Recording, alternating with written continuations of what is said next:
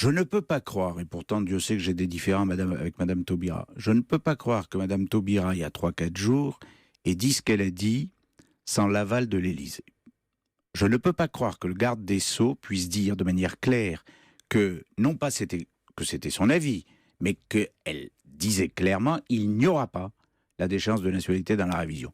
Ce qui veut dire qu'en réalité, il y a eu changement de pied à l'Élysée et chez Manuel Valls, parce qu'on avait d'ailleurs des réticences des ministres de Manuel Valls sur la déchéance, Et de plein de gens à gauche. et de plein de gens à gauche, mais au final, le président de la République a tranché sur le fait que, il s'y était engagé un mois avant, rien ne s'est passé de particulier pouvant expliquer que ça n'y était plus, donc ça y est. Donc il donne tort à sa ministre.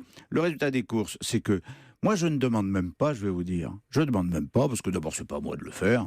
Je ne demande même pas la démission de Mme Taubira. Il y en a d'autres qui s'en chargent pour vous à droite. Laissez-les faire. C'est rafraîchissant parce qu'à droite, c'est quand même une obsession de demander la démission de Christiane Taubira sans arrêt. C'est un autre problème, c'est le fait que l'on constate, et il y a un sujet politique, c'est pas un sujet personnel, que la ligne politique de Mme Taubira n'est pas forcément la ligne politique de Manuel Valls en matière de sécurité depuis un an. Alors comment peut-elle rester au gouvernement ? Non, moi je pense que c'est à elle de prendre ses responsabilités. Elle devrait partir ? Le seul problème, c'est à elle de décider, et au gouvernement. Moi, j'ai conduit une réforme constitutionnelle en 2008. Je sais que ça veut dire nuit et jour, pendant des semaines, être à l'Assemblée et au Sénat et répondre à l'assaut des parlementaires.